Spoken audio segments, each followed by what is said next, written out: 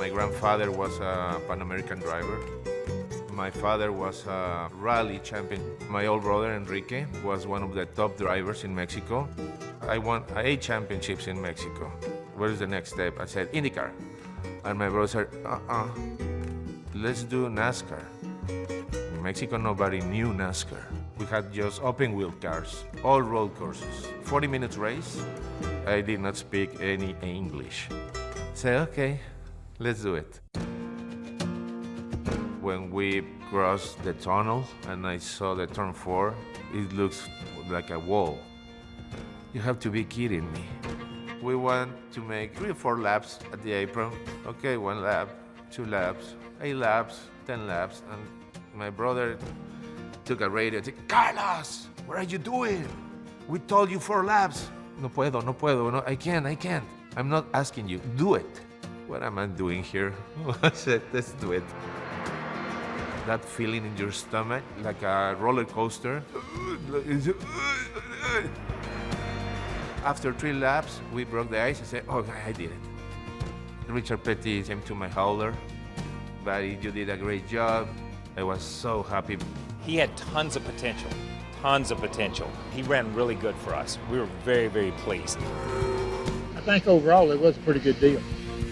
If you drive the 43 for the Petties, it's very special.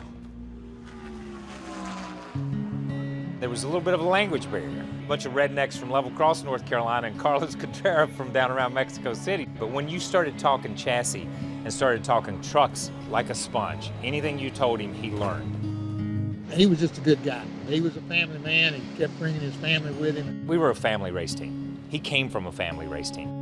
They are really, really nice people with us. They are always taking care of us. He spent a lot of time with my mom and my dad, and they'd watch TV and football. We tried to expose him to enough United States stuff as we could. And then he, on the other hand, we was getting some of the Mexican stuff that he grew up with. One day in his house, they made a Mexican party. Sombreros, mariachis. I felt part of his family. Stock car racing was a southeastern sport. If you didn't grow up in Charlotte or Georgia or Alabama, chances were you weren't going to be a stock car racer. It expanded the boundaries of what people felt like a NASCAR driver could be. To grow the sport, diversity is a must, and hopefully these guys will take us to a better place.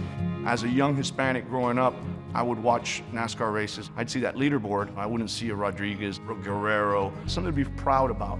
Mike met my brother.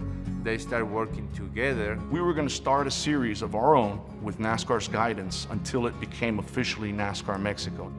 The track, the banking, all those things NASCAR Mexico gives them the first taste of before they can jump over to the United States. And you go into a NASCAR Mexico race now, and the passion is there. 15, 20 years ago, it wasn't there. You got to kind of walk before you can run, so all these guys that's come in before kind of opened a little bit of the door. They said it can be done. That was very important for me. That was very important for my country and for all Latin America. There is a link between him and Daniel Suarez. I remember seeing Daniel Suarez as a teenager, following Carlos around and calling him Tío, which is uncle.